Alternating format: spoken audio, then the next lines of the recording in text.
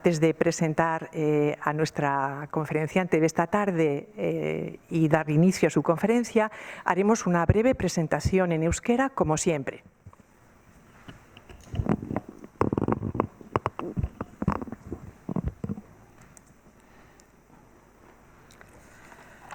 Gaur, Carmen Peña García dugu gurekin. Elizan emakumeen ardura ministerialaz hitz egiteko. Komillaseko Unibertsitate Pontifikaleko Zuzenbide Kanoniko Fakultatean katedraduna da. Zuzenbide kanonikoan eta zuzenbidean doktorea. Eta teologia dogmatiko eta funtseskoen lizentziaduna Komillaseko Unibertsitate Pontifikalean. Ikerketa lan ugaria du. 8 liburu idatzi ditu eta 130 artikulu baino gehiago idatziaz aldizkari zientifikoetan eta obra kolektiboetan, estatukoetan zein atzerrikoetan. Eta gai kanonikoi buruz hainbat lan kolektiboaren editorea da. Sinodalitatearen testu inguruan, emakumeak Eliza duen papera birplanteatu da, baita bere Eliz ekarpen espezifikoa aitortzeko beharra ere. Konferentziak emakumeen erantzunkizun partekatuaren oinarri doktrinalak eta kanonikoak aurkeztuko ditu, Eliz misioan, eta Vatikanoko batzordearen ondorioei buruz hausnartuko du, emakumezkoen diakonoaren aukerari, ministerio laikoen bilakaerari eta ministerio berriak aitortzeko dei sinodalari buruz. Carmen, zu entzuteko prest gaituzu, eskerrik asko gure gonbidapena onartzeagatik. Mila esker.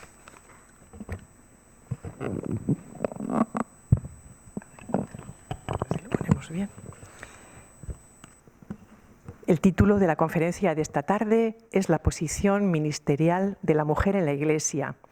Cuando le pedimos a nuestra ponente, Carmen Peña García, que nos presentara brevemente el contenido de la conferencia, nos decía esto: en el contexto de la sinodalidad, profundizando en la eclesiología conciliar, se ha replanteado el papel de la mujer en la Iglesia y la necesidad de un reconocimiento de su específica aportación eclesial. En la conferencia se presentarán los fundamentos doctrinales y canónicos de la corresponsabilidad femenina en la misión eclesial y se reflexionará sobre las conclusiones de la Comisión Vaticana sobre la posibilidad de diaconado femenino, la evolución de los ministerios laicales, la llamada sinodal a reconocer nuevos ministerios a nivel local y el principio de reciprocidad en la igualdad y la diferencia, buscando responder a la pregunta de si el reconocimiento de la aportación femenina a la vida eclesial pasa por reconocer específicos ministerios femeninos, si se ubica en el ámbito de la ministerialidad laical o si es preferible hablar de ministerialidad bautismal en clave femenina. El currículum de nuestra ponente es muy amplio, es una mujer muy preparada, muy formada, y voy a señalar simplemente algunas cosas porque como disponemos todos de la información, creo que tampoco es necesario detallarlo todo. Ella es catedrática en la Facultad de Derecho Canónico de la Universidad Pontificia Comillas, doctora en Derecho Canónico y en Derecho y licenciada en Teología Dogmática y Fundamental. Es defensora del vínculo y promotora de justicia del Tribunal Eclesiástico Metropolitano de Madrid y juez ad causam de este tribunal, juez ad casum de este tribunal desde el año 24. Es miembro del Dicasterio de Laicos, Familia y Vida del Vaticano desde el año 23 y miembro de la Comisión Teológica del Sínodo del Vaticano entre el 21 y el 24. Presidió la Asociación Española de Canonistas hasta el año pasado. Tiene una amplia labor investigadora y especialmente centrada en matrimonio y familia, procesos canónicos, sinodalidad y el papel de los laicos y de la mujer en la Iglesia. Quiero añadir además a este currículum una apreciación personal, y es que Carmen es una persona que facilita todo, que desde el primer momento en que le propusimos esta conferencia nos dio el sí, y ha sido muy fácil la comunicación, y quiero darle las gracias por ello y por supuesto la bienvenida, y que te sientas como en tu casa. Todos estamos muy deseosos de escucharte.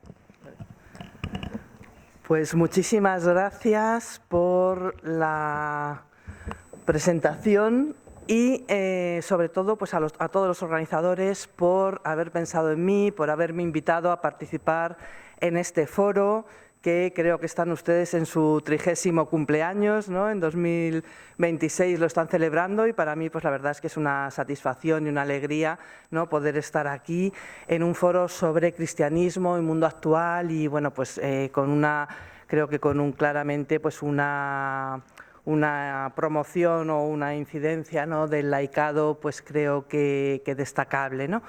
En ese sentido, pues la verdad es que, ya digo, es a título personal, pues una satisfacción, y también por la acogida, me habéis acogido fenomenal, y bueno, pues encantada de estar aquí en esta tarde lluviosa, que es lo único que ha fallado, pero bueno.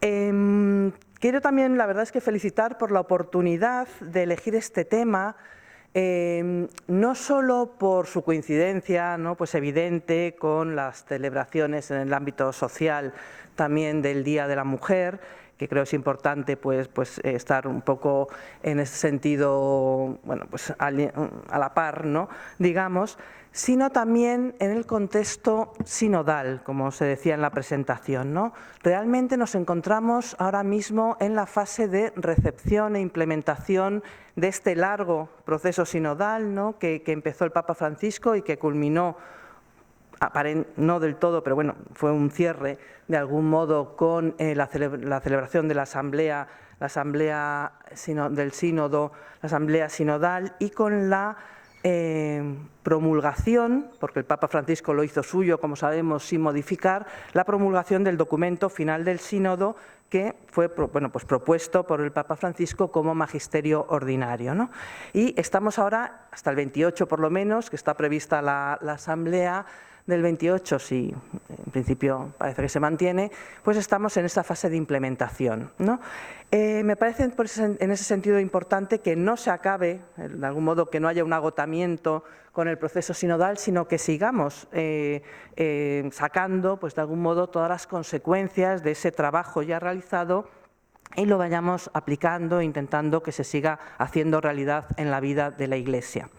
En el documento final del sínodo, al que haré varias referencias en mi exposición, se reconoce que en virtud del bautismo hombres y mujeres gozan de igual dignidad en el pueblo de Dios, pero sin embargo las mujeres siguen encontrando obstáculos para obtener un reconocimiento más pleno de sus carismas, de su vocación y de su lugar en los diversos ámbitos de la vida de la Iglesia, en detrimento del servicio a la misión común, ¿no? El número 60 del documento final pues, plantea un poco ese reto, ¿no?, como ese reto todavía pendiente. Y ciertamente, como sabemos, pues el sínodo exhorta, ¿no?, continuamente a hacer ese discernimiento a nivel de iglesias particulares, también en el plano universal, por supuesto, pero concretándolo también en las iglesias particulares, hacer ese discernimiento sobre cuáles son las concretas necesidades pastorales que existen, ¿no?, en cada iglesia particular, en cada iglesia local, y pidiendo también la promoción de más formas de ministerios laicales que no requieran el sacramento del orden, y en ese sentido pues el documento final apunta ya a algunos carismas, servicios, ámbitos de compromiso laical y femenino, ¿no?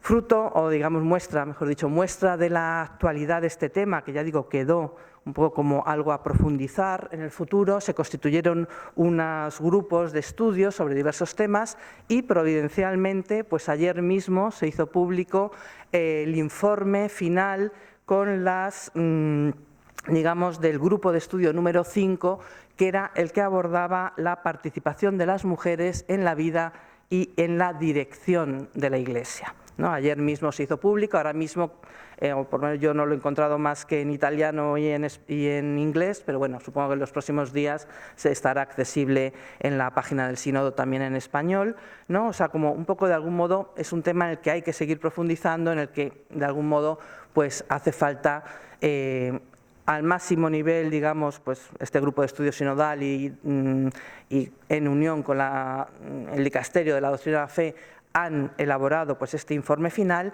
pero ya digo, hay también esa llamada a realmente pues en las iglesias particulares ser más propositivos, ¿no? Y más proactivos en la detección de necesidades y de posibles nuevos ministerios. También en estos años, y muy vinculado al proceso sinodal, aunque con una cierta autonomía, ha estado en estudio la cuestión del diaconado o del acceso, mejor dicho, de la mujer al diaconado, ¿no? Sabemos que el Papa Francisco abrió 2 comisiones de estudio sobre esta cuestión, una primera en 2016 que se cerró, digamos, sin llegar a ninguna conclusión, y luego fue reabierta en 2020, o se creó una segunda comisión en 2020, cuyas conclusiones, recogidas en el llamado informe Petrocchi, que es el cardenal encargado de hacer este informe, se han hecho públicas con autorización de León XIV en diciembre del 2025, también pues muy recientemente, ¿no? Este informe, por las razones que luego comentaremos, desaconseja abrir en este momento el diaconado en cuanto a orden sagrado a las mujeres, pero llama a ampliar los ámbitos y vías de participación y corresponsabilidad femenina, abriéndose al reconocimiento también de nuevos ministerios laicales. Ante estas invitaciones, digamos, pues como digo, de suma actualidad, ante estas invitaciones eclesiales y dada la relevancia del tema, pues en los próximos minutos intentaremos dar algunas claves al respecto. Tengo que adelantar ya que a la hora de abordar esta cuestión tomaré en consideración, lógicamente, los presupuestos teológicos y la reflexión sinodal, pero muy especialmente el derecho canónico. No, y esto no solo por deformación profesional mía, sino porque realmente estoy convencida de que la ley de la Iglesia, como dice la Constitución Apostólica por la que se promulgó el Código, ¿no? Ya en 1983, hace ya más de 4 décadas, el derecho canónico traduce la concepción eclesiológica del Concilio Vaticano II. Realmente es la traducción jurídica de esa riqueza tan grande del Vaticano II, y la ventaja que tiene el derecho, también el canónico, es que ayuda a concretar y hacer eficaces las percepciones conciliares, ¿no? Y da de algún modo pues una cierta mayor seguridad jurídica, ¿no?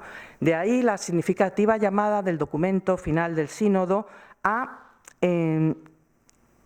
por un lado, revisar el derecho canónico por si hay cuestiones, y puede haberlas, ¿no?, que realmente convenga revisarlas en clave sinodal, modificando aquellas cuestiones que sea necesaria, pero también se insistió mucho, y es lo que me parece significativo, a aprovechar las amplias posibilidades que ya abrió el Código de 1983 a una mayor participación del laicado y de las mujeres en la Iglesia. Hay muchas cuestiones que seguimos hoy en día planteando como retos que están totalmente previstas en el Código de hace más de 40 años. Y lo que hay no es tanto que cambiar la ley, sino que querer aplicarla. A veces lo que falta es una voluntad de aplicar posibilidades que son perfectamente eclesiales, perfectamente canónicas, que están reguladas en el derecho, y a veces pues falta o hay una cierta, actúan resistencias, no, que dificultan que estas cauces de participación pues realmente se ejecuten, ¿no? Bien, y creo que este es un punto que tiene que hacernos pues un poco reflexionar, sobre todo, ya digo, a nivel de iglesias particulares, ¿no? Bien, voy a partir, para sintetizar un poco el estatuto jurídico, los fundamentos, los presupuestos. Me gusta más hablar, más que de presupuestos, de invitaciones. Me parece, en ese sentido, pues en clave sinodal, más situarnos en una perspectiva un poco dinámica, no tan fija como unos presupuestos rígidos. Y, por tanto, ir haciendo pues esas llamadas, esas invitaciones a ir discerniendo cómo podemos ir plasmando pues esa conversión no sinodal. Una primera invitación sería a profundizar, que es plenamente sinodal, profundizar en la recepción del concilio y en la recepción del concepto de Iglesia como pueblo de Dios, ¿no? De algún modo, esto nos sitúa en la afirmación de la centralidad del bautismo y de la corresponsabilidad de todos los bautizados. Y siempre, que esta es una cuestión en que incidió mucho el sínodo, desde una perspectiva misionera, evangelizadora, ¿no? Porque esta es la misión fundamental de la Iglesia. Bien, como sabemos, en el concilio, frente a anteriores concepciones piramidales y clericalizantes y muy fuertemente jerárquicas, la concepción de la Iglesia da un giro y se insiste en la figura de la Iglesia como pueblo de Dios, ¿no? Es un giro eclesiológico que pone el acento en el bautismo en vez de en el orden sagrado, como estaba claramente hasta ese momento. Desde esta centralidad del bautismo, el concilio afirma la radical igualdad de todos los bautizados, varones, mujeres, clérigos, laicos, que es una igualdad derivada precisamente de la común dignidad bautismal y sostiene la corresponsabilidad e implicación de todos los fieles en la vida y misión de la Iglesia. ¿Por qué? Porque todos los bautizados participamos, por el hecho del bautismo, de la triple función de santificar, de enseñar y de regir. ¿No? Lo que se llama el triple munus, ¿no? Pues no corresponde solo a la jerarquía, aunque tenga un papel lógicamente muy destacado, sino que corresponde o tiene una fuente bautismal y corresponde a todos los bautizados. Este giro eclesiológico del Concilio Vaticano II, como digo, se plasmó en el Código de 1983 y está reflejado en muchísimos cánones del Código. Entonces, frente a esa Iglesia pues, muy jerarquizada que recogía el Código del 17 y la tradición canónica anterior, sin embargo, ya el Código actual pone el foco en y reconoce expresamente la radical igualdad de los bautizados, derivada del bautismo, en el Canon 208, que hace a todos los fieles partícipes, según la propia condición, de la triple función sacerdotal, profética y real de Cristo, Canon 204, hay una traducción y una total entre el Código y el Concilio, y porque de algún modo en el Código pues el sujeto de la misión es la Iglesia entera, la Iglesia como pueblo de Dios, ¿no? Con todos sus ministerios, con todas sus vocaciones, etcétera. De ahí, de este presupuesto, surge el hecho del reconocimiento expreso en el Código de Derecho Canónico de amplios derechos de rango constitucional para todos los bautizados, que iguala, digamos, la situación jurídica de todos los fieles con independencia de las ulteriores determinaciones que planteen pues, su estado de vida, su vocación clerical, laical, consagrada, etcétera, ¿no? Estos derechos son amplísimos, no voy a leerlos todos, ¿no? Porque son bastantes, pero lógicamente pues, están al menos el derecho de iniciativa apostólica, el derecho deber de trabajar en la evangelización, el derecho de asociación, el derecho de vivir la propia espiritualidad, el derecho a la libre elección del estado de vida, fundamental, el derecho, muy importante desde el punto de vista de la sinodalidad, el derecho e incluso el deber, dice el Canon 212, de manifestar la propia opinión sobre el bien de la Iglesia a los pastores, ¿no? Que es de algún modo la fuente muchas veces de esa necesidad de escucha, pues realmente responde a un deber y un derecho deber de los fieles, etcétera. Y todos esos derechos, que ya digo que se reconocen expresamente en el Código, se aplican a todo bautizado, con independencia de su condición laical o clerical, consagrada, etcétera, masculina, femenina, a todos los bautizados. Bien, una segunda invitación en ese sentido es la de avanzar hacia una Iglesia estructuralmente sinodal, insiste mucho el documento final del sínodo en esto, ¿no? De tal modo que todas las estructuras se vayan de algún modo convirtiendo, ¿no? y reflejando pues, esa visión de la Iglesia como pueblo de Dios, esa dinámica sinodal, y también la invitación a avanzar hacia una Iglesia toda ministerial, que es en lo que me voy a fijar más hoy en este momento, ¿no? Y es el descubrimiento o redescubrimiento de la ministerialidad bautismal.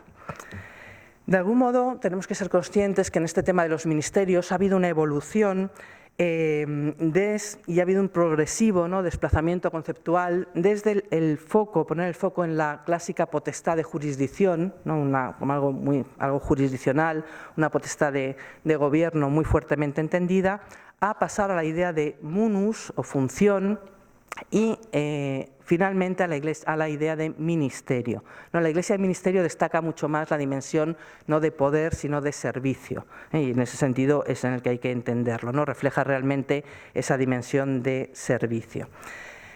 Esta llamada a avanzar a una Iglesia toda ministerial, por tanto, pone ese foco nuevamente en la centralidad del bautismo y también el Código de Derecho Canónico, voy un poco rápido en este punto, pero esto se refleja también en el Código, reconociendo, como decía antes, amplias cauces de participación también a los laicos, también a las mujeres en la vida eclesial, ¿no? Abre la posibilidad de asumir funciones de responsabilidad intraeclesial en ámbitos relacionados, hasta ese momento muy reservados en ocasiones a los clérigos, relacionados con el munus docendi, con la función de enseñar, con la función de santificar y con la función de regir o de gobierno, ¿no?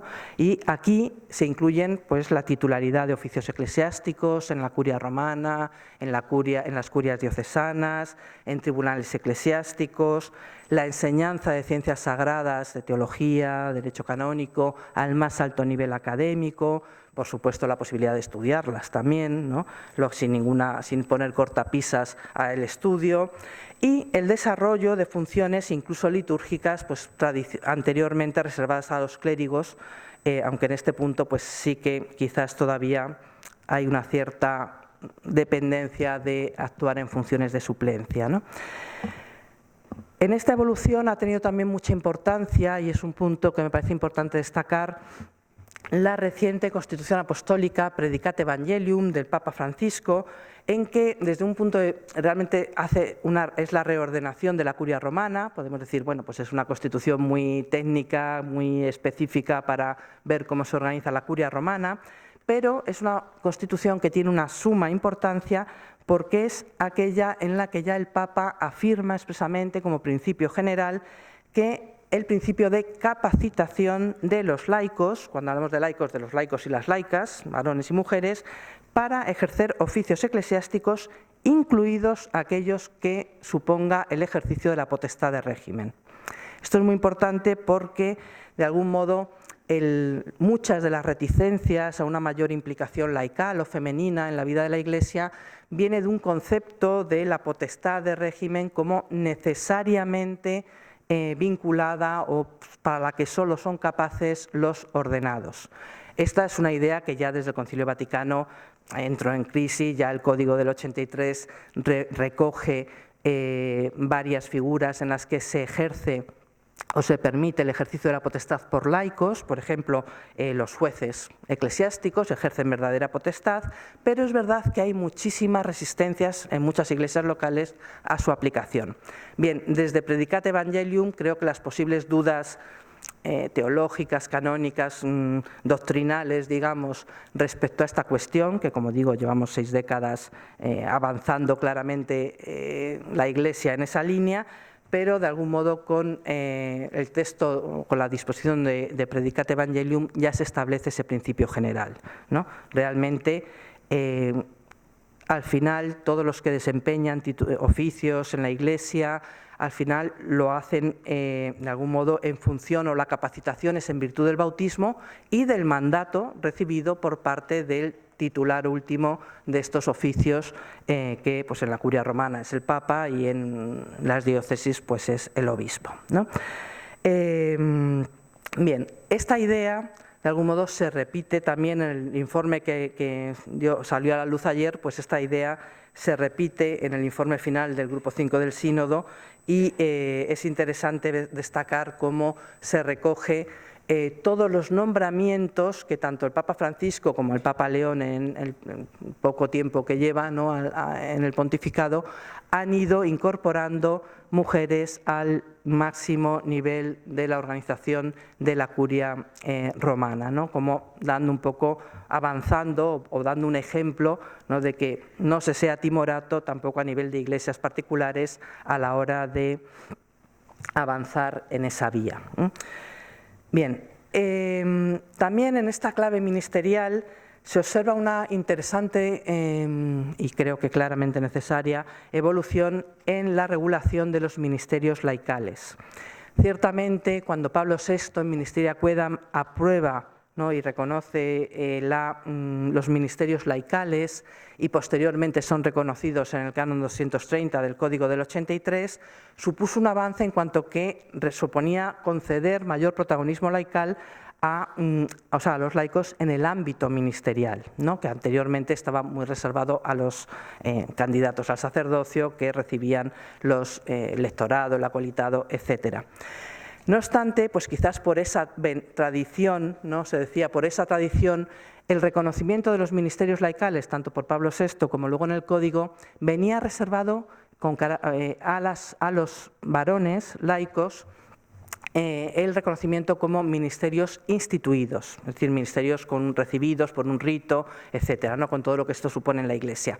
Esto era claramente algo totalmente infundado, por un lado porque eran ministerios laicales y por tanto entre los laicos hay que partir de la igualdad total entre varones y mujeres, como así es en la actualidad. Ya también a nivel positivo, ¿no? Pero sobre todo porque la reserva era solo de la institución en cuanto a ministerio, porque el mismo canon 230 permitía que las mujeres desempeñaran todas las funciones de estos ministerios por encargo temporal o en funciones de suplencia, ¿no?, lo cual pues realmente indicaba que no había ningún déficit de capacidad de las mujeres para recibir los ministerios laicales instituidos, sino simplemente pues esas reticencias que ya finalmente el Papa Francisco en 2021 suprimió, ¿no?, y abrió los ministerios laicales instituidos mediante rito litúrgico, etcétera, pues tanto a varones como a mujeres. Y en la misma línea ministerial, pues como sabemos, luego también en el 2021 el Papa Francisco instituyó el Ministerio Laical de Catequista, un poco pues igualmente reconociendo toda esa labor que tantos laicos pues realmente esa contribución a la función de enseñar a través de la catequesis que realizamos los laicos, ¿no? Bien, como se ve, la evolución y las llamadas del sínodo son un poco a ir profundizando, ¿no?, pues en cómo lograr pues una iglesia toda ministerial. Es un poco la clave de esta evolución.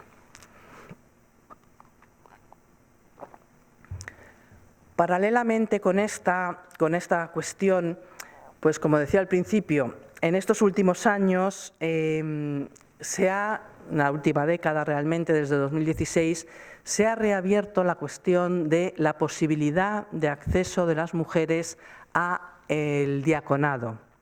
El diaconado es como sabemos, el diaconado es uno de los 3 órdenes o de los 3 grados del orden sagrado: diácono, sacerdocio, presbiterado y obispo o episcopado, ¿no?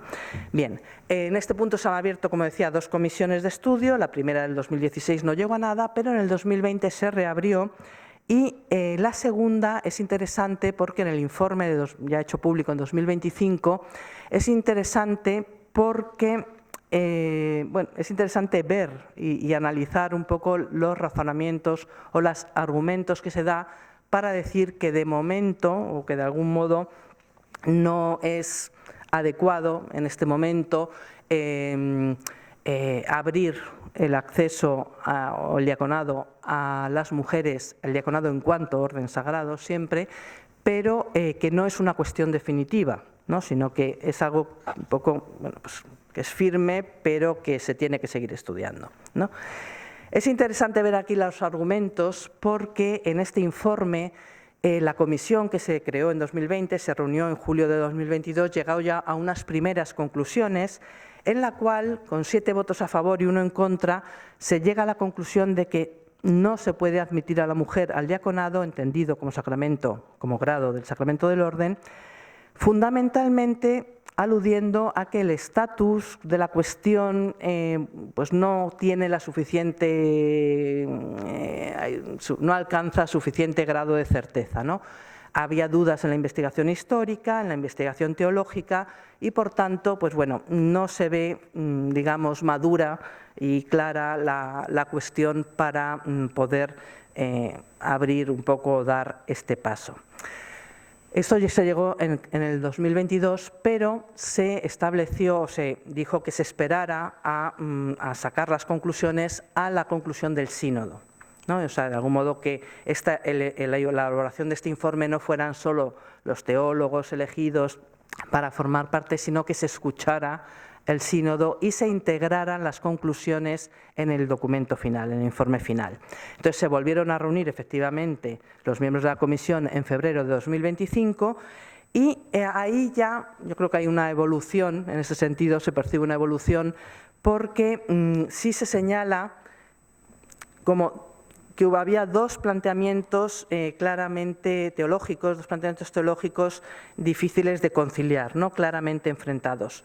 Habría un primer planteamiento teológico que insistía más en que el diaconado no mira al sacerdocio, mira al ministerio, mira al servicio, ¿no? Mira realmente, y así es como se creó, ¿no? Pues mira al ejercicio de la caridad, al servicio, pero no está esencialmente ordenado al sacerdocio.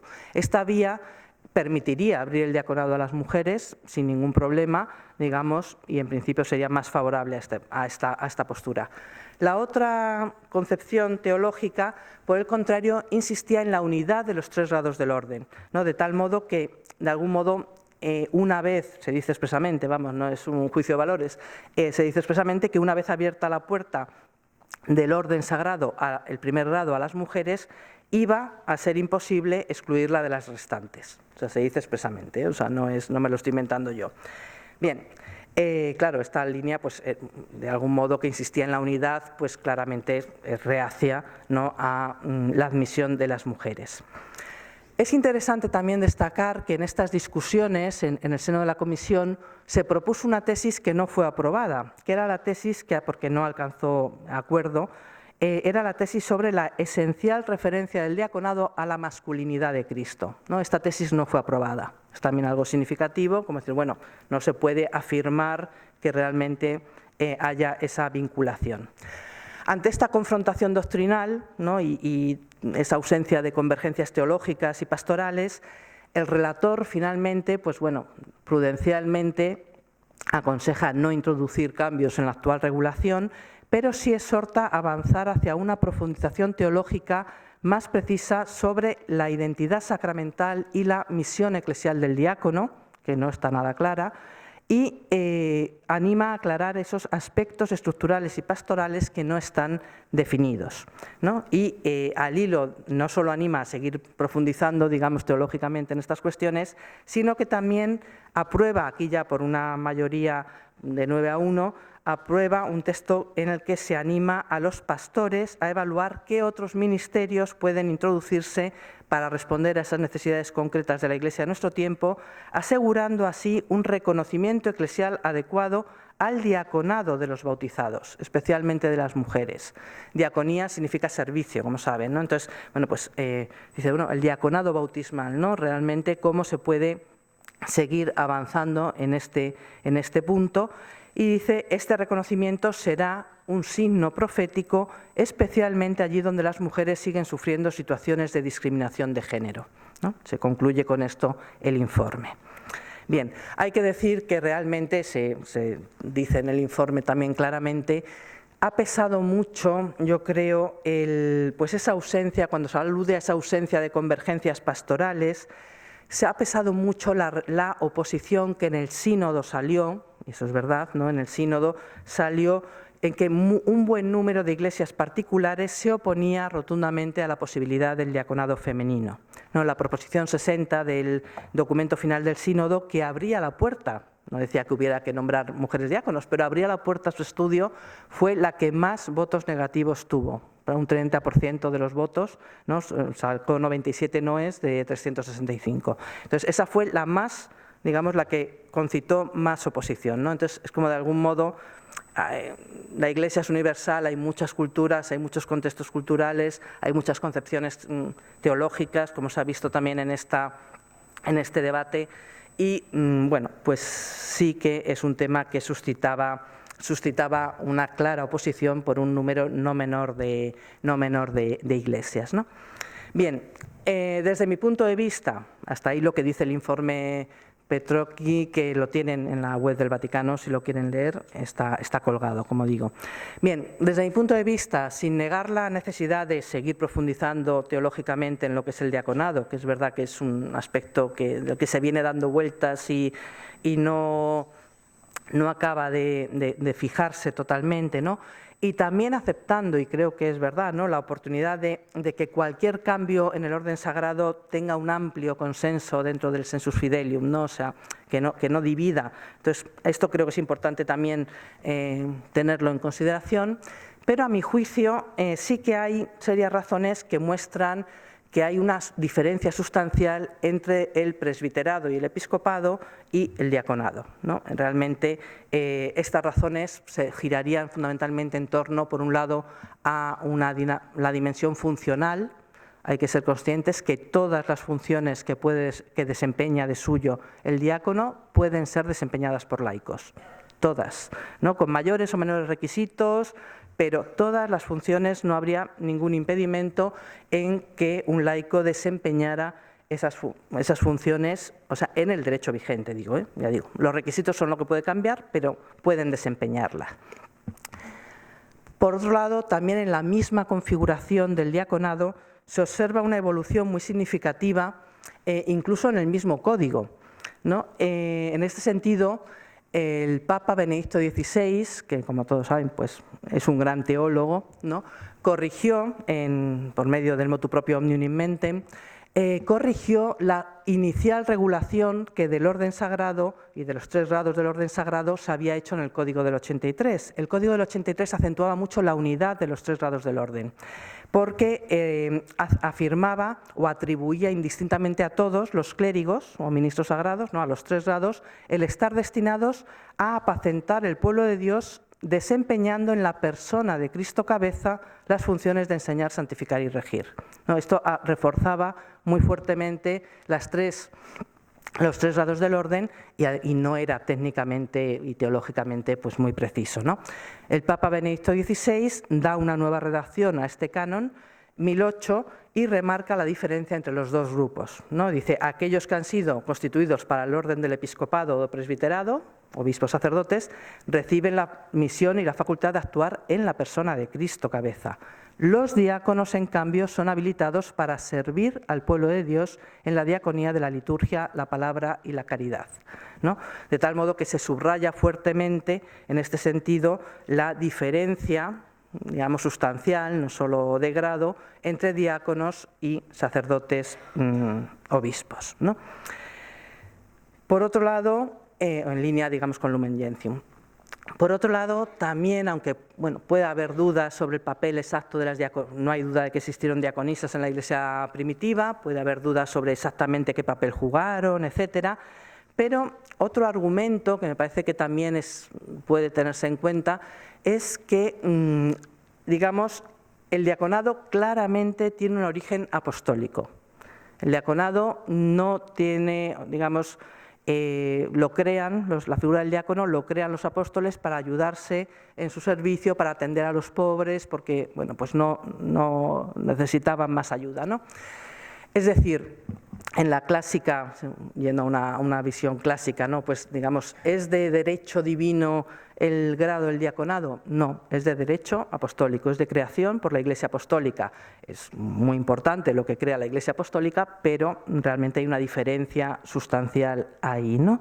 Y igual que otra, y por tanto, si de algún modo es una cuestión de derecho positivo, pues es susceptible, cuando la Iglesia adquiera conciencia de esto, pues es susceptible de poder ser cambiada, como otras figuras, como el celibato, etcétera, que aunque tienen mucho peso en la vida de la Iglesia, pero son claramente de derecho positivo y podrían modificarse cuando la Iglesia pues lo considere oportuno, ¿no?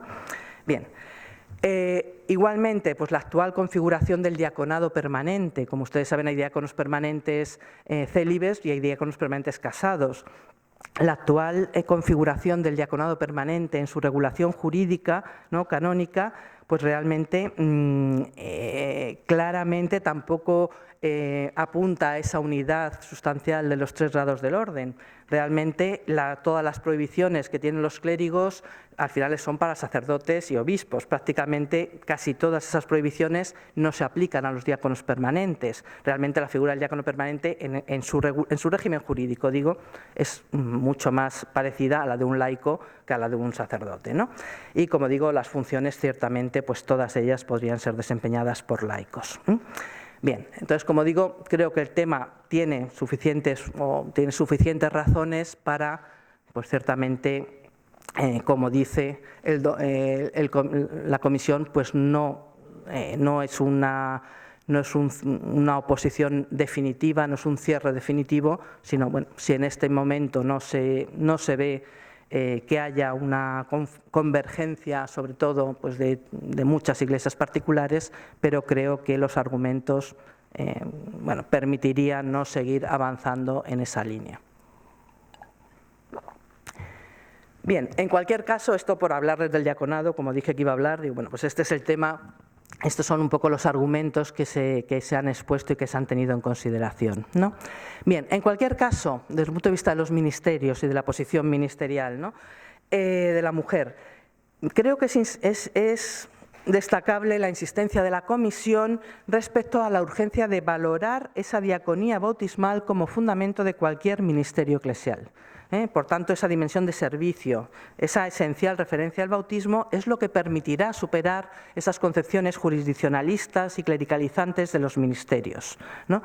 Y es una invitación, además, pues, que está en línea con lo que decíamos de las conclusiones sinodales, a ir reconociendo nuevos ministerios laicales a nivel preferentemente local y para responder a necesidades pastorales. Insisto, esto no es como para contentar, sino porque no, hay necesidades pastorales, hay necesidades para la misión, vamos a atenderlas y vamos a darles la mejor respuesta desde la conciencia de la responsabilidad de todos los bautizados en la misión de la Iglesia.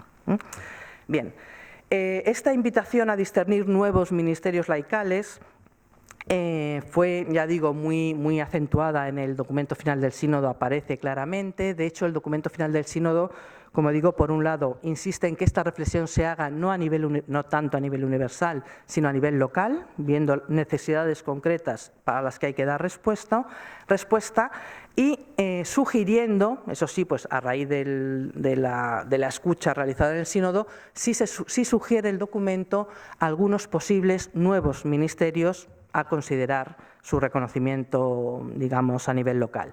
Por un lado, alude, simplemente los cito, al Ministerio de los Matrimonios Cristianos en la formación y acompañamiento de novios y matrimonios, ¿no? Reconociendo pues, esa misión particular de los matrimonios cristianos, de la familia, ¿no? Pues como iglesia doméstica, etcétera. Pues ahí hay una misión que puede tener un reconocimiento propiamente ministerial. También podríamos incluir a los agentes de pastoral, por supuesto, que cuidan, trabajan, acompañan a las familias, etcétera. Segundo ministerio que apuntan o sugieren, el Ministerio de la Caridad, que es central en la vida de la Iglesia y en la misma concepción de la diaconía eclesial, ¿no? Este ministerio es interesante porque afecta directamente a la acción social, a la transformación de las estructuras sociales y económicas injustas y, de algún modo, pues está ciertamente pues muy vinculado con también la misión del laicado, ¿no? En ese sentido, pues de transformar el mundo desde valores evangélicos. Obviamente se puede hacer individualmente o a través de asociaciones o a través de, no digamos, como Cáritas u otras organizaciones que trabajen en este campo de lo social. El Ministerio de la Escucha y del Acompañamiento, ¿no? y la dirección, y luego otros, también señalan otros de, digamos, pues de ministerios en el ámbito ya de la dirección de la oración comunitaria, la potenciación de aquellas vías que ya permite el derecho de colaboración de los laicos en la administración de los sacramentos y sacramentales. Bueno, pues realmente ahora mismo, ya digo, con distintos requisitos y muchas veces supeditado a la ausencia de ministro sagrado, pero no siempre, ¿no? Pues realmente los laicos pueden ser ministros de la comunión, pueden ser ministros del bautismo, incluso ministros o administrar, ser testigos cualificados en el matrimonio. pueden presidir la celebración de la palabra, exequias y ritos funerarios, en fin, llevar el viático, hay una serie de funciones, de ministerios, ¿no?, de una fuerte carga ministerial que realmente, no solo por defecto de sacerdotes, sino porque realmente puede claramente pues la participación femenina y laical más ampliamente, pero en estas realidades pues puede ser destacada. En este sentido, probablemente las unidades pastorales, estamos siempre muy vinculados al déficit de sacerdotes, ¿no?, pero estas estructuras que de algún modo potencian el protagonismo de los laicos, pues podrían ser una ocasión, una oportunidad de ir avanzando en este mayor protagonismo laical. Aunque es verdad que ciertamente hay que insistir que el protagonismo laical y femenino no debería nunca entenderse como ministerio de suplencia, como, bueno, pues porque no hay más remedio, con carácter instrumental porque no tenemos sacerdotes, sino que es un valor y un bien en sí mismo, ¿no? Y esto es lo que creo que exhorta claramente el sínodo a ir avanzando en esa línea. Ya lógicamente estos ministerios que he citado, que son los que recoge el documento final del sínodo, no se refieren específicamente a mujeres, pueden ser desempeñados por varones y por mujeres, aunque siempre la presencia femenina pues suele ser notable, ¿no? Desde mi punto de vista, o desde un punto de vista ya estrictamente femenino, creo que sí es importante, hay algunos otros campos de actuación en que claramente es necesaria una mayor presencia femenina en la vida eclesial. Especialmente urgente sería, desde mi punto de vista, potenciar la mayor presencia femenina en los seminarios, en los programas formativos de los seminarios y en las facultades y universidades, digamos, eclesiásticas, ¿no? Porque es importante, de algún modo, evitar el peligro de clericalismo en la formación de los candidatos al sacerdocio, de los ministros sagrados. Esto está previsto en el Código, no hay ningún límite a que las mujeres estudien y alcancen los máximos grados académicos en las facultades eclesiásticas, en los estudios teológicos. No hay ningún impedimento a que las mujeres sean profesoras de asignaturas centrales en los seminarios, pero de hecho no lo son. En las facultades eclesiásticas todavía puede haber una mayor presencia femenina en el cuerpo docente, pero sigue siendo, pues, en muchos ámbitos muy reducida, salvo honrosas excepciones, y en los seminarios hay muchísima resistencia. La ratio sacerdotalis dice que la mayoría del cuerpo docente debe ser, y de la formación de los seminaristas, debe ser clérigo, pero es la mayoría, no la totalidad. No hay ningún impedimento a que las mujeres se hagan ahí presentes, y es un modo de que realmente de ir ayudando a evitar el clericalismo en la formación de los futuros sacerdotes, ¿no? Pues verdaderamente el ver, naturalmente, pues que pueden recibir enseñanza y enseñanza teológica de calidad, o enseñanza canónica, o la enseñanza central en su formación, también de las mujeres, no solo de otros sacerdotes. Yo creo que ahí hay un aprendizaje por ósmosis, digamos, espontáneo, que no se basa en el discurso, sino en que, bueno, pues realmente se muestra haciendo y, bueno, pues desde mi propia experiencia puedo decir que a veces alumnos que vienen también de culturas, pues, fuertemente machistas, pues a lo mejor al principio les choca un poco, pero luego con toda naturalidad pues ven, ¿no?, que efectivamente no hay esa reserva de la función de enseñar, no está reservada solo a los sacerdotes, ¿no?, sino que también los laicos podemos decir una palabra en este punto.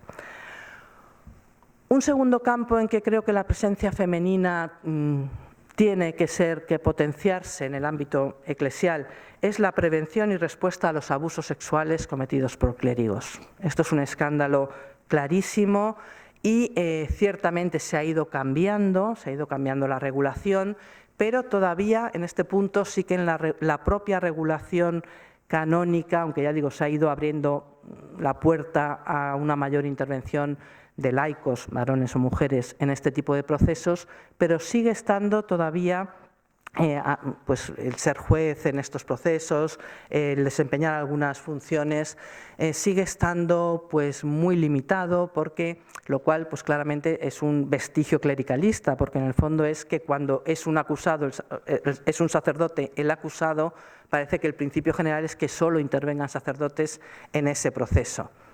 Este era el principio clásico. Esto, ya digo, se ha ido cambiando, ya intervenimos en bastantes procesos, en bastantes posturas, pero no hay una total apertura, ¿no? Y bueno, es un camino que se está haciendo progresivamente, pero creo que claramente es algo que no tiene fundamento, ¿no? Lo importante para tramitar y para estar en estos procesos canónicos es la formación, la cualificación personal, la cualificación de la formación, y muchas veces hay que tener en cuenta que también para las víctimas el hecho de que no sea un compañero del acusado el que esté investigando, el que esté llevando adelante esos procesos, pues tranquiliza bastante, ¿no? Entonces, de algún modo, creo que ahí sería un campo en el que todavía habría que reformar el derecho para avanzar más de lo que se ha avanzado hasta este momento, ¿no? Ciertamente, sí es verdad que, como sabemos, no hay ningún obstáculo, y de hecho así ocurre en muchos sitios, que se pongan a mujeres al frente de las oficinas de recepción de denuncias, etcétera, pero luego la tramitación de los procesos sí hay más resistencia, digamos.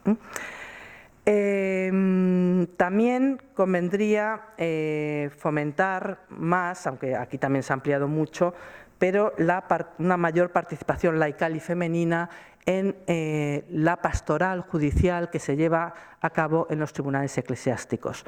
Realmente en el seno de la familia esta cuestión salió mucho, pues realmente cómo cuidar la situación de las personas cuyo matrimonio ha fracasado, y una vía ordinaria de desempeñar esa pastoral judicial, pues, esa pastoral, pues es el obispo como juez atendiendo y tratando estos casos en los procesos de nulidad. Aquí, como digo, el Código permite con toda amplitud, sobre todo desde 2015, desde la reforma del Papa Francisco, permite con toda amplitud que las mujeres, que hasta 2 laicos, varones o mujeres, insisto, puedan ser jueces en el tribunal eclesiástico, en un tribunal de 3, es decir, puedan ser mayoría incluso en el tribunal eclesial. Esto es fundamental, uno, para ayudar al obispo a poder elegir a las personas más adecuadas para el desempeño de ese ministerio. Muchas veces los sacerdotes ya están sobrecargados de otras tareas, etcétera, y al final desatienden o no es su focalización la labor del ministerio, las causas del tribunal, las causas se retrasan, etcétera, y creo que en ese sentido que pueda contarse con los laicos es una contribución importante. Y desde el otro punto de vista, como decía, en concreto, este reconocimiento de la mujer o los laicos varones como jueces eclesiásticos es justo una figura que pone de manifiesto que el ejercicio de la jurisdicción pues no está reservado a sacerdotes, ¿no? Y de ahí pues esas reticencias, como decía al principio, que todavía, a pesar de que la ley lo permite con toda amplitud, como digo, sin embargo, en muchísimas diócesis no se ha nombrado ningún juez laico. Ni varón ni mujer, ningún juez laico, ¿no? Hay una resistencia ahí en la práctica a aplicar estas posibilidades que abre el derecho.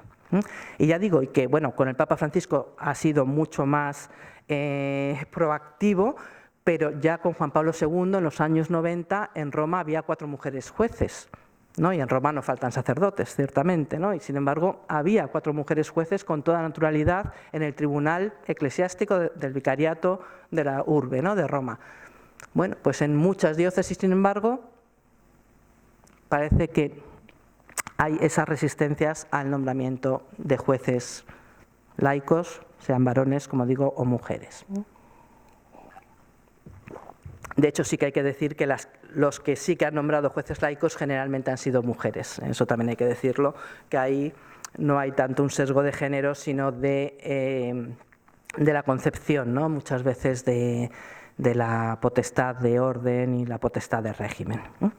Bien, posiblemente, o un peligro que de algún modo de esta relación, de esta invitación sinodal, ¿no? Y de la relación que hemos ido haciendo de posibilidad de reconocer nuevos ministerios, etcétera, un peligro que creo que sí que está ahí y bueno, pues hay que tenerlo en cuenta, es el de una exageración multiplicada de ministerios, ¿no? Esto es una cuestión que es verdad que advierte el propio documento final del sínodo. Dice, bueno, no se trata de cualquier servicio eclesial instituirlo como ministerio, reconocerlo como ministerio, ¿no? El ministerio se caracteriza por su carácter estable al servicio de la misión, por su reconocimiento público por parte de la comunidad eclesial y de la autoridad jerárquica, y por el hecho de que el ministro que tiene el ministerio actúa en nombre de la Iglesia. Actúa realmente en nombre de la Iglesia, ¿no? Y por tanto, aunque todos los ministerios son servicios, pero no todos los servicios tienen estas notas y no todos los servicios tienen que ser o tienen este reconocimiento para ser ministerios, ¿no? Bien, entonces ahí es una cuestión que debe ponderarse en las iglesias particulares, con cuidado, pues ver qué reconocimiento se hace a los distintos servicios, pero desde mi punto de vista, ya digo, yo personalmente creo que no conviene exagerar multiplicadamente el número de ministerios, ¿no? Me parece que sería, que es como poner a cada uno ¿no? Darle a cada uno bueno, pues como un sello, ¿no? Yo creo que no se trata tanto de multiplicar los ministerios, sino de normalizar la participación responsable y activa de las mujeres y de los laicos en la vida y en la misión eclesial. Normalizarlo, que no sea noticia, ¿no? Sino que realmente no se vea como eso, como extraordinario, como algo que hay que justificar porque faltan sacerdotes, etcétera, ¿no? Sino como reflejo de ese compromiso bautismal y de la pluralidad y riqueza de los dones, de los ministerios, de los carismas que existen en el pueblo de Dios, ¿no? Entonces, de algún modo, bien, pues este sería, desde mi punto de vista, un poco la vía, ¿no? Y he visto que el informe del Grupo 5, que salió, ya digo, se publicó ayer y le he echado así un ojo un poco rápido, pero sí que veo también que incide mucho en esto. Es decir, no se trata tanto de institucionalizar todos los ministerios, sino de reconocer o redescubrir la dimensión carismática de todos los servicios, ¿no?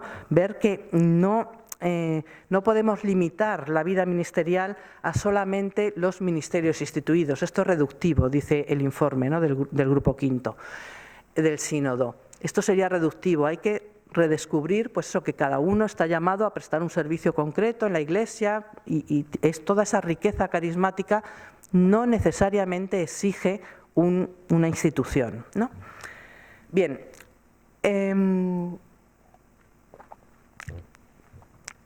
por último, ya para ir un poco terminando, el último punto que quería tratar era el de, un poco en esta reflexión sobre la posición ministerial de la mujer en la Iglesia. Como decía, creo que llevaría a preguntarse si realmente es oportuno hablar de ministerios femeninos, ¿no? Y en su caso, pues cuál sería la articulación entre estos ministerios femeninos, los ministerios laicales y la ministerialidad bautismal, ¿no? Son como tres conceptos que están un poco ahí vinculados, pero que conviene un poco delimitar, ¿no? Aquí yo creo que convendría citar, que es un punto que a mí me arrojó mucha luz y veo que luego no se ha acabado de desarrollar mucho en lo sucesivo, pero es el principio de reciprocidad en la igualdad y la diferencia que planteó el Papa Francisco al Pontificio Consejo de la Cultura en 2015. Principio de reciprocidad en la igualdad y en la diferencia. Este principio de algún modo supera el de complementariedad, que era la complementariedad de sexos, que era un principio clásico, ¿no? Y parte de algún modo de esa necesidad de un equilibrio armónico entre varones y mujeres, que surja de la relación, no del enfrentamiento, y que se aplique, proponía el Papa Francisco, no solo al matrimonio, aunque digamos la relación y la igualdad de varones y mujeres en el matrimonio pues adquiere la máxima plenitud, pero que afecte a todo el planteamiento de la presencia femenina en la vida eclesial. Lejos de modelos tanto de subordinación femenina como de paridad forzada o de una igualdad absoluta que lime y elimine, ¿no?, las diferencias y las peculiaridades propias, este paradigma aparece en el documento final del Sínodo sobre la sinodalidad y anima a reconocer, en línea, ¿no?, con la antropología cristiana, que el varón y la mujer ambos son creados a imagen de Dios y están llamados a vivir en esa relación recíproca, reconociéndose cada uno de ellos a sí mismo en el encuentro con el otro, ¿no? La dimensión masculina y la femenina tiene que estar presente en todas las realidades, ¿no? Esta reciprocidad sería una relacionalidad constitutiva que de algún modo integra y permite la plenitud de la realización humana. Y ya digo, y no solo en el ámbito matrimonial, sino en todos los ámbitos sociales y también eclesiales. Desde esta perspectiva relacional, la reciprocidad apuntaría a esa implicación intersubjetiva y a la capacidad de transformación y de enriquecimiento mutuo entre varones y mujeres, en vez de enfrentarse pues, en oposición, en competencia, etc. ¿No? Es el reconocimiento del otro, del distinto, como dotado de la misma dignidad, de una común naturaleza, la equivalencia, pero también con el respeto a la diferencia, a las propias identidades, y lo que desde mi punto de vista es muy importante, sin pretender imponer identidades estándar predefinidas por naturaleza, ¿no? En este sentido, a veces, ¿no? Pues realmente, a veces cuando se habla de la mujer en la Iglesia o en algunas concepciones, se parte de modelos ideales de mujer o de modelos muy predefinidos, ¿no? Muy esencialistas de la mujer, o atribuyéndole unas cualidades que no digo que no tengan, pueden tener, pero de ternura, de cuidado, de atención, de tal, bien, pero nunca se destacan la competencia profesional, nunca se destaca la capacidad de gobierno, nunca se destaca otras cosas que también tienen las mujeres, ¿no? Entonces, a veces hay ¿no? Pues el genio femenino, a veces en ocasiones, responde a una visión idealizada de la mujer que verdaderamente dices, no, yo creo que no acaba de responder a la riqueza y pluriformidad, ¿no? de mujeres que existen reales, que existen en la Iglesia, y de modos de ser mujer, ¿no? En este sentido. Bien, se trata, por tanto, ya digo, más que de esas, bueno, pues de esas identidades ideales, ¿no?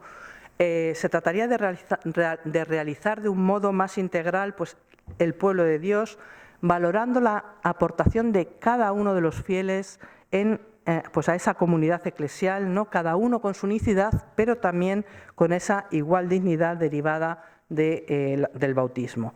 Y hay que insistir en que desde esta perspectiva la única limitación a la participación de la mujer en responsabilidades eclesiásticas se encontraría, conforme al estado, ¿no? actual de la cuestión, este sentido, pero se encontraría en la asunción de aquellos oficios intrínsecamente jerárquicos o capitales que están reservados al ministerio episcopal, o de aquellos sacramentos que exijan el orden sagrado, ¿no?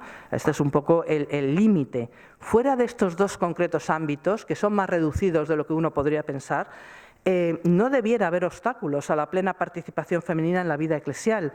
Participación que, como decía, no viene justificada por la ausencia de sacerdotes, sino porque realmente es una riqueza para la Iglesia, ¿no?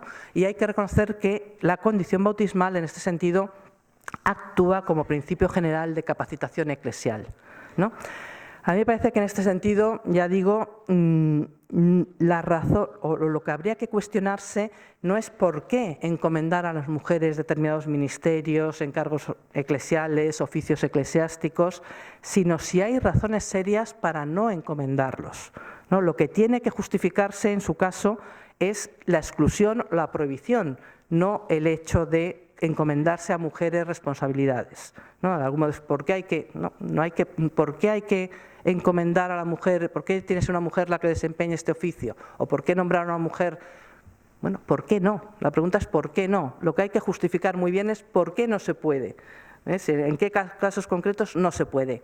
En todos los demás, el principio de capacitación viene dado por el bautismo y luego ya por la propia formación que exija cada ministerio, porque es verdad que los ministerios exigen también una formación para poder desempeñar esa función eclesial, ¿no?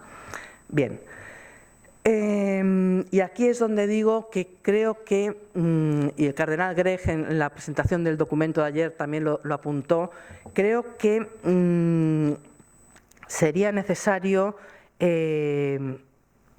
realmente revisar, ¿no? Y ver en qué medida estas resistencias que muchas veces se encuentran, ¿no?, pues a la aplicación de todos los cauces de participación dual, masculina y femenina, en todos los ministerios, etcétera, en qué gran medida, ¿no?, pues vienen influidas muchas veces o justificadas por consideraciones culturales o por tradiciones eclesiales que realmente dificultan esa participación femenina.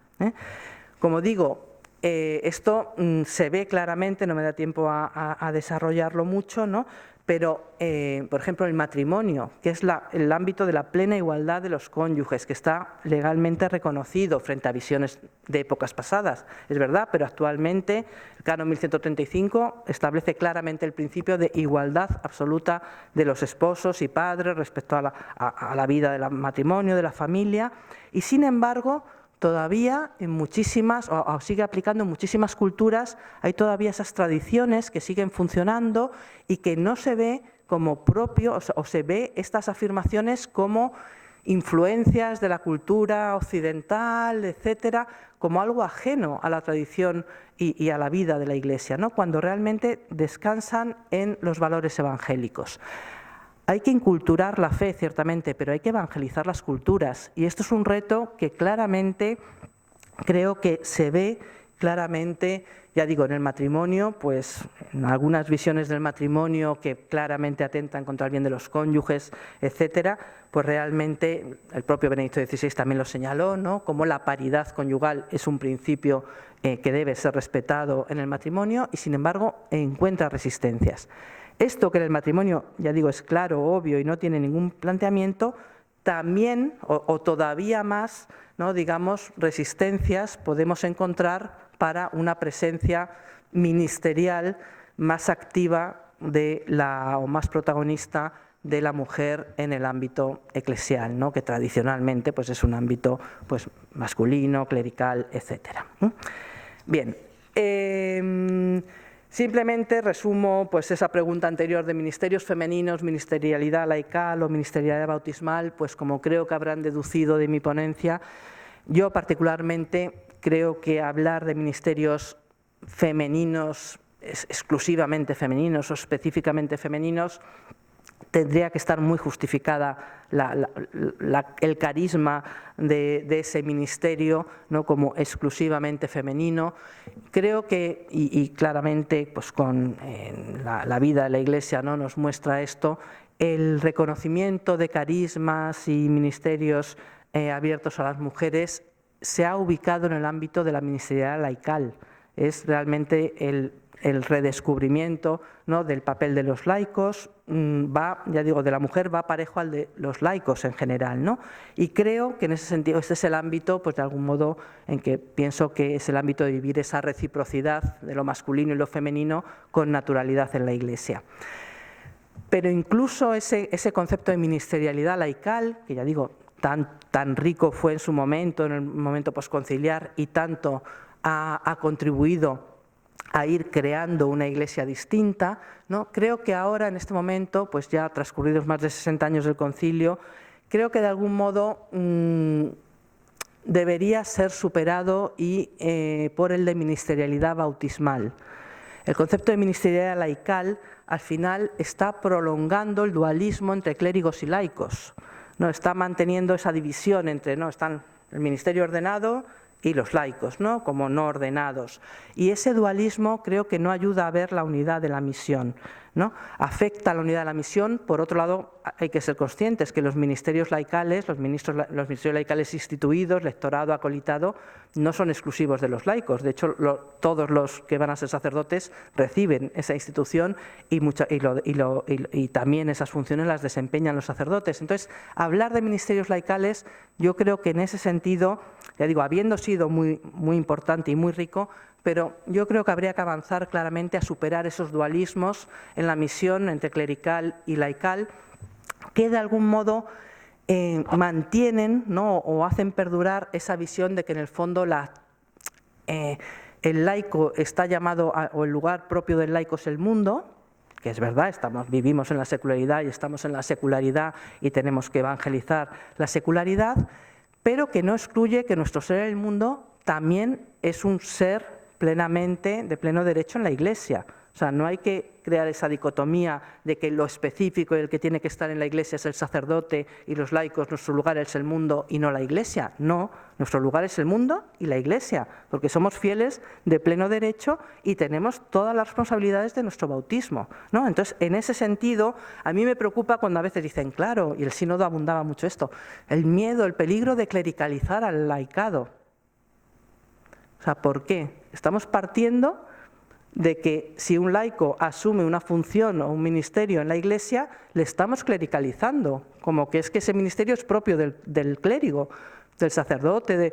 ¿Por qué? No, esos ministerios también son propios de los bautizados, ¿no? Entonces, ya digo que a veces ahí el mismo lenguaje, ¿no?, pues de algún modo nos hace ver como que seguimos pensando que el sitio propio del clérigo es la Iglesia y el del laico es el mundo, ¿no? Y creo que ahí hay que insistir en que la misión y la participación en la comunidad no es algo propio de los clérigos, sino de todo fiel, ¿no? Y en ese sentido, pues superar, ¿no?, esa dualidad Iglesia-mundo que sigue subyaciendo en la división clérigos-laicos y apostar claramente por potenciar la ministerialidad bautismal, que es lo que a todos nos une. El bautismo es lo que a todos nos une, a todos nos hace miembros de la Iglesia y corresponsables de su misión, ¿no? Y en ese sentido, pues creo que realmente, pues es desde mi punto de vista por donde habría que avanzar.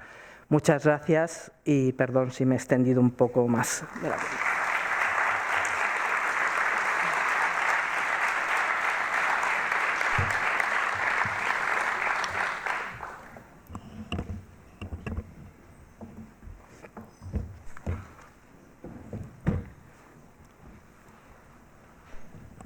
Bien, antes de dar paso a las preguntas y, por tanto, al coloquio, me recuerda, Roberto, que se me ha olvidado de decir que tenemos unos libros que tienen que ver con el tema de hoy, que la librería San Pablo nos ofrece a la salida, si nos interesan comprarlos o ver los títulos.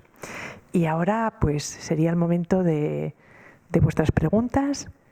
No sé si hay alguien que quiera preguntarle algo a Carmen o hacer alguna observación. Sí, Roberto.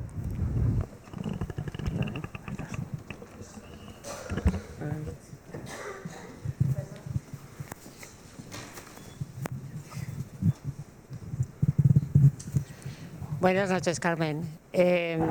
Lo primero, agradecerte toda la explicación que has dado, que para una cristiana de base, el oír toda esta reflexión tan profunda y con tantos datos es importante, pero tengo que reconocer que aunque explicas muy claramente las cosas, es difícil seguirte con tanta información que nos das a la vez. Pero yo, después de esta hora y media escuchándote, o sea, esta hora muy a gusto, me sigue surgiendo la misma duda, ¿no? Estamos hablando de los ministerios, estás hablando de que todos y todas por el bautismo tenemos una igualdad, ¿no?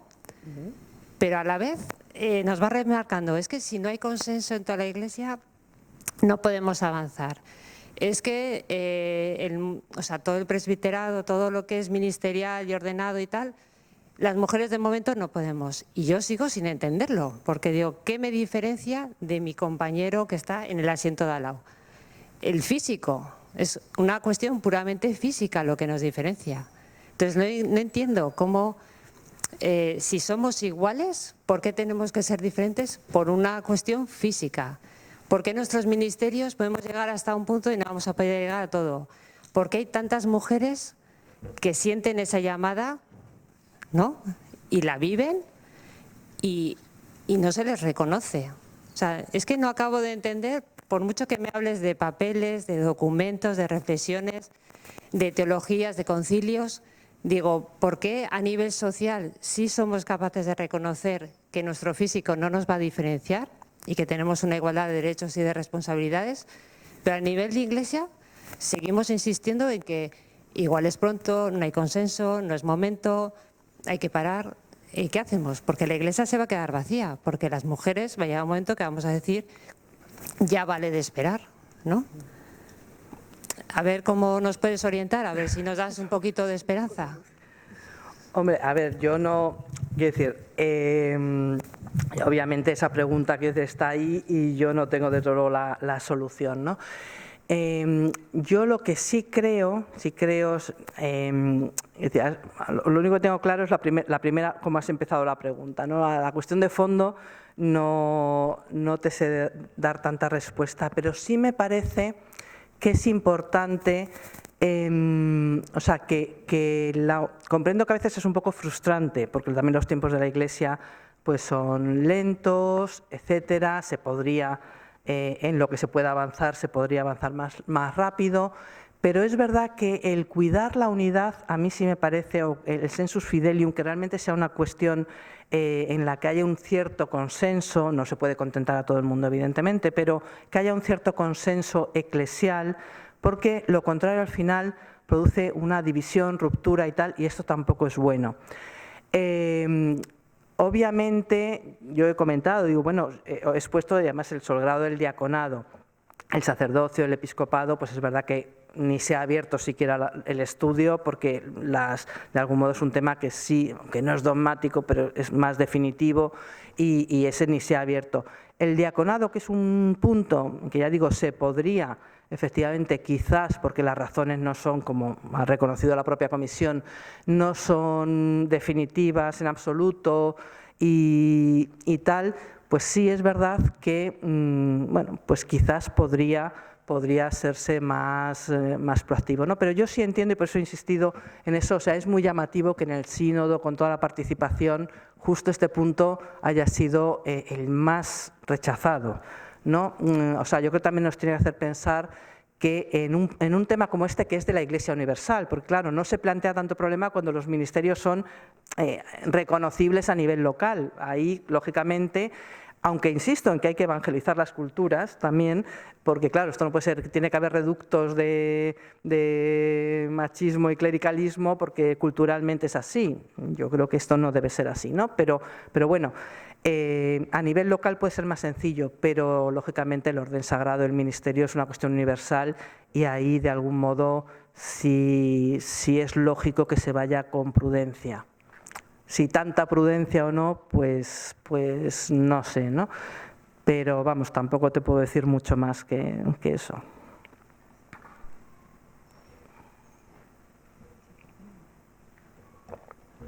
Bueno, y sí, o sea, lo que sí que diría es que de algún modo un poco es mi idea, o sea, insistir en que yo creo que al final el avanzar hacia una iglesia toda ministerial precisamente es no poner ese foco también un poco obsesivo en el ministerio ordenado, como que en el fondo seguimos identificando a la Iglesia con el ministerio ordenado, ¿no? Y al final eso sigue estando ahí y sigue estando un poco de fondo, ¿no? Siempre parece que al final es el sacerdote, es el párroco, ¿no? La parroquia no es el párroco, la parroquia es la comunidad de los fieles, la Iglesia no es el clero, es la comunidad de los fieles.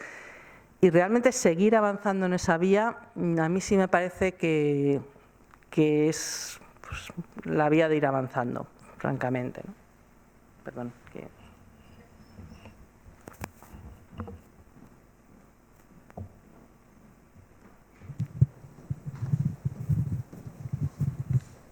Bueno, muchas gracias. Yo estoy un poco con Ainhoa.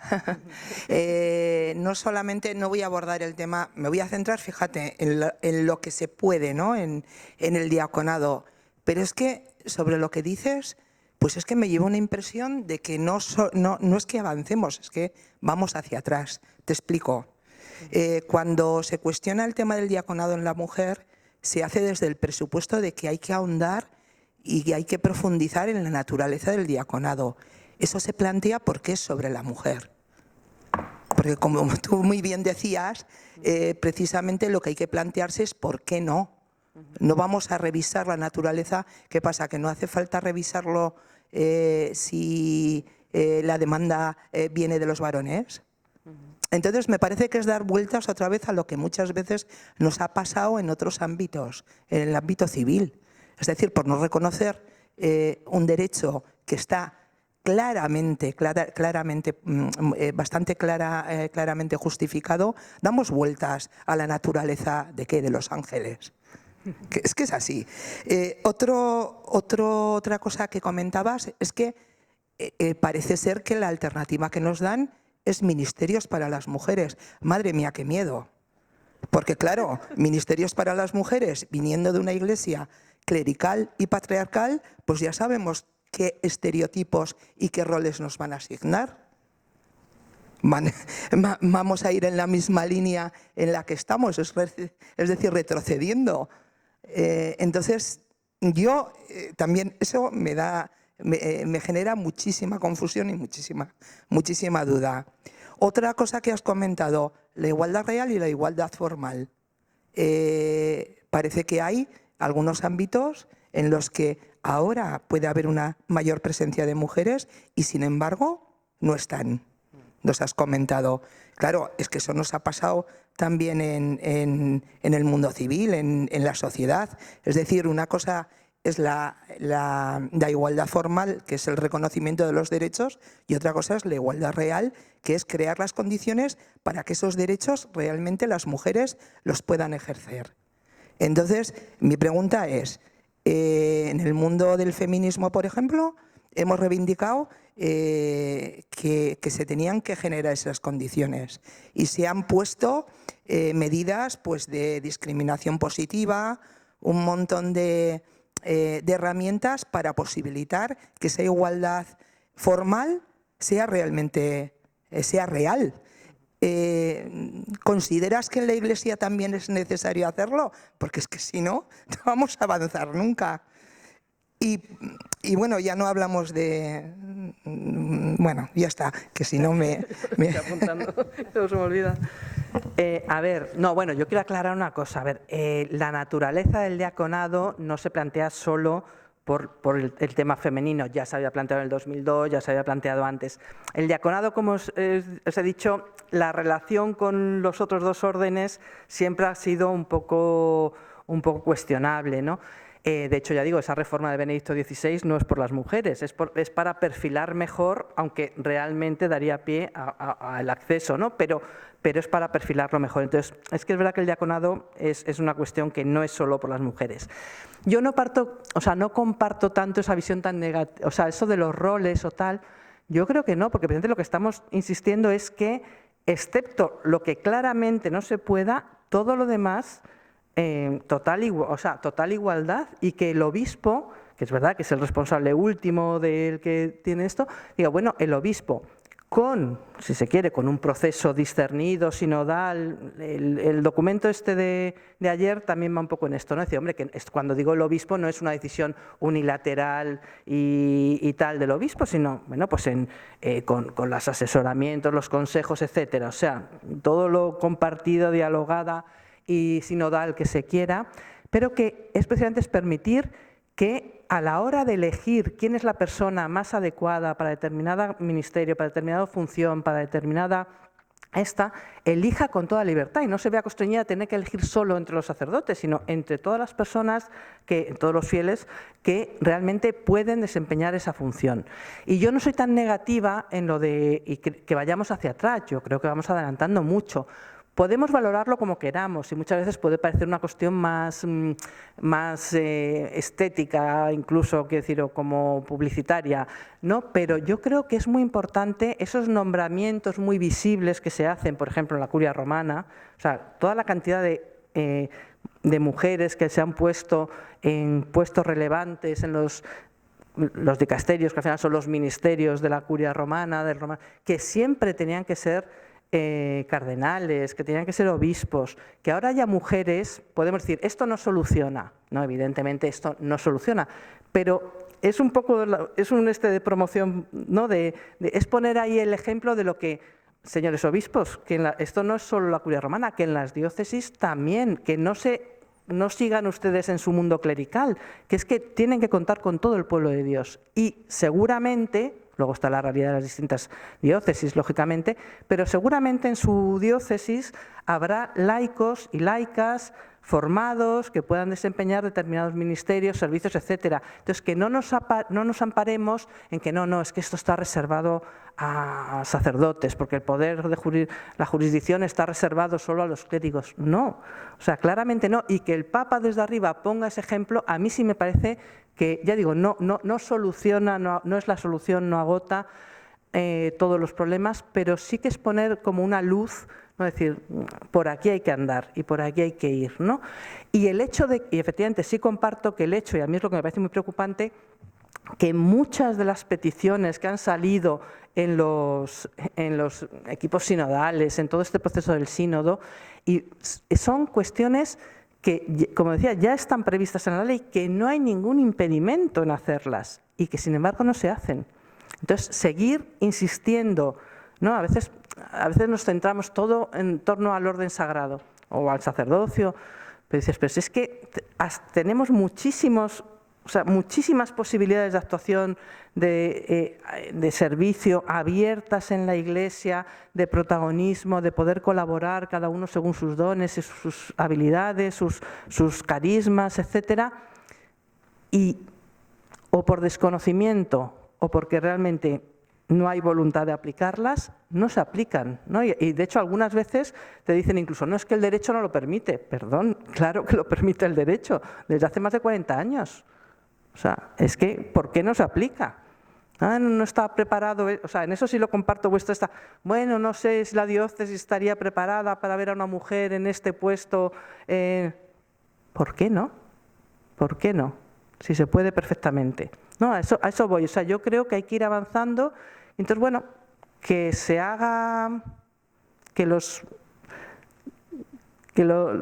el Papa o los obispos, en la medida de que estén sensibilizados con este tema, lo vayan promoviendo, al final, como pasó también en el mundo civil con la mujer, pues va normalizando la presencia femenina en cuestiones ministeriales, en oficios eclesiásticos, en puestos de responsabilidad. Y cuando eso digo, me refiero siempre a los oficios eclesiásticos porque es como lo más visible, pero en la actuación en las parroquias, a todos los niveles de la vida eclesial, no solo en ámbitos administrativos, digamos, o funcionales, ¿no?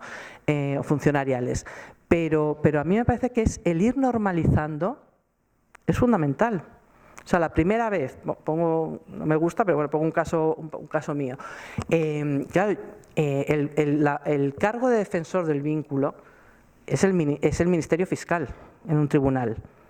Claro, la primera vez que nombras a una mujer para ese cargo, que siempre habían desempeñado sacerdotes, pues parece tremendo, ¿no? En el momento en que nombras a una y no lo hace especialmente mal, pues nombras a otra, vas normalizando y ya no hay ningún problema en esto. Y es igual el mismo funcionamiento que ha pasado en la sociedad civil, pues la primera abogada, la primera catedrática, la primera, llaman la atención, cuando luego ya no, se va avanzando y se va normalizando. Y entonces yo creo que eso sí es importante, en ese sentido, ser conscientes de que hay muchísimas posibilidades que no plantean ningún problema eclesial y que están desaprovechadas, ¿no? Y luego habrá que revisar aquellas cuestiones de la norma que no estén fundadas, y ya he apuntado también alguna, y que haya que revisar. Pero es que al final, si no hay voluntad de que verdaderamente recibir esto y no hay tampoco conciencia de esto por parte también del pueblo fiel, que a veces también es el primero que sigue, ¿no? En cuantas parroquias, al final todo se sigue remitiendo al párroco, y bueno, es que también los miembros de la parroquia tienen que asumir que la parroquia es suya y su responsabilidad, etcétera, ¿no? Entonces, ahí yo creo que es ir juntos, o sea, no tanto en una oposición, sino ir juntos, avanzar juntos en ese sentido y ir normalizando la presencia, ya digo, pues la ministerialidad bautismal, la presencia, la responsabilidad de laicos junto con los clérigos, que no se trata aquí de abrir una lucha, ¿no? Contra los sacerdotes, ni muchísimo menos, ¿no? No sé si me he dejado algo. Ya. Sí.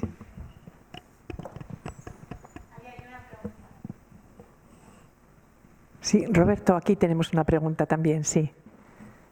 Aquí en la tercera fila. Yo creo que será. Sí, ya no sé. Y yo creo que será ya la última. Bueno, mi planteamiento es algo que llevo muy dentro desde hace mucho tiempo. Llevo muchos años en parroquias donde lidero o ayudo a liderar, pero sí que veo un denominador común, y es la invisibilidad de la mujer en la Iglesia. Cuando yo lo que voy viendo, estoy en esta diócesis de hace un tiempo, he estado en otras, que el sostenimiento de las iglesias, cuando hay iglesias pequeñas, lo tienen las mujeres. Entonces, yo no sé cuál es la respuesta a todo esto, porque estamos hablando de diaconado, de un montón de cosas. A mí me importa un pepino que nos hagan acólitos, y que me importa un pepino es cuál es nuestro papel dentro de las iglesias locales. Porque realmente yo voy viendo en las parroquias la poca experiencia que puedo tener aquí en algún otro sitio, y es que la vida parroquial la mayor parte de las veces la llevan las mujeres, que a veces el sacerdote, entre comillas, párroco, no está. No sé, para mí es un interrogante. Por otro lado, yo estoy feliz de vivir lo que vivo, porque lo vivo desde una vocación, pero sí que me preocupa el acompañamiento de estas mujeres invisibles. Cuando digo, estoy pensando en una catequesis, en grupos, ¿no?, de fe, ¿no? A mí me da mucha pena, porque hay veces que a lo mejor están incluso más preparadas para poder ofrecer algo, y sin embargo las dejamos ahí, que no son visibles. No sé. Sí, pero fíjate, yo creo, quiero decir que totalmente de acuerdo en que las mujeres sostienen mayoritariamente la vida parroquial, pero precisamente por eso yo no diría tanto que son invisibles, al revés. Yo creo que claramente todo el mundo es consciente que si no hay mujeres no hay parroquia que salga adelante. Y creo eso, y no solo... Eso, pues como a veces decías de los roles, ¿no? Pues no solo porque tengan que planchar no sé qué, o sea, sino realmente porque quién lleva adelante la catequesis, quién lleva adelante la acción social, quién lleva adelante la acción caritativa de la parroquia, quién lleva adelante la animación de la liturgia. O sea que al final yo justo no pondría ahí el foco o sea, yo no creo que sean invisibles en ese sentido. La valoración... Hombre, yo creo que ahí, bueno, pues alguien no lo valora, eso es que es poco lúcido, ¿no? Realmente. Sí comparto contigo eso, o sea, por eso digo, yo creo que a veces ponemos el foco, pues eso, o sea, hombre, que hay personas que sí tienen una vocación al ministerio ordenado, etcétera, pues a lo mejor sufren más, pero yo creo que el común de los mortales no estamos llamados de los laicos, quiero decir, pues no tenemos esa llamada al ministerio ordenado, sino a ser realmente vivir nuestra fe y colaborar con la Iglesia en el sitio en que estamos, en donde podemos contribuir con nuestra presencia, ¿no? Y en ese sentido, no sé, sí, bueno, quizás que los párrocos tengan que ser más conscientes, pero sí, no conozco la realidad navarra, ¿no?, en este sentido, pero creo que en general... Hombre, podría ayudar, o sea, creo que en general son muy conscientes de que sin las mujeres no abrirían la iglesia, o sea, realmente no se podría mantener la parroquia. Pero sí podría ayudar, en esa línea iba un poco lo que decía de la formación, o sea, porque al final el párroco, ¿qué formación ha recibido? Si ha recibido una formación de acentuar, tú eres el pastor, todo recae en ti, la responsabilidad es tuya... dices, pues claro, entonces verá a las mujeres o a los hombres laicos que colaboren en la parroquia como unos auxiliares a su servicio y tal. Eso es no entender qué es la parroquia. La parroquia es la comunidad y el párroco está al servicio de esa comunidad, y ya puede dar muchas gracias de que estén ahí la comunidad apoyando, ¿no?, también la labor. Entonces yo creo que ahí, es decir, por eso digo que la formación, evitar el clericalismo desde la formación de los sacerdotes, y esto, insisto, no solo porque hay, o sea, si se ve como una cuestión que nos impone en la Agenda 2030, por simplificar, si se ve como una cuestión ajena a la Iglesia, que estamos contaminados por la ideología no sé qué, entonces va a generar un de rechazo. Y sobre todo no va al fondo, es decir, sí, por supuesto que la Iglesia y el mundo actúan juntos y podemos aprender unos de otros, pero que es que la igualdad de varones y mujeres, etcétera, está también y responde a la antropología cristiana. Entonces, no hay que ir a confrontar, sino a apoyar, ¿no? Es decir, esto eso no es una contaminación ideológica, no, esto es la realidad de los valores evangélicos. Entonces, hay que ir apoyando eso. Que hay otras teologías, que hay otras eclesiologías, sí, pero creo que el momento actual, desde luego, y de algún modo en la fase de recepción y total aplicación del concilio en que todavía estamos, siempre dicen que los concilios tardan 100 años en aplicarse con los ritmos de la Iglesia, bueno, estamos en esta segunda, en el fondo del sínodo, esta segunda parte de volver a la Iglesia pueblo de Dios, es seguir acentuando esto, ¿no? Pero ahí estamos. Pues eso, ahí estamos y seguiremos estando.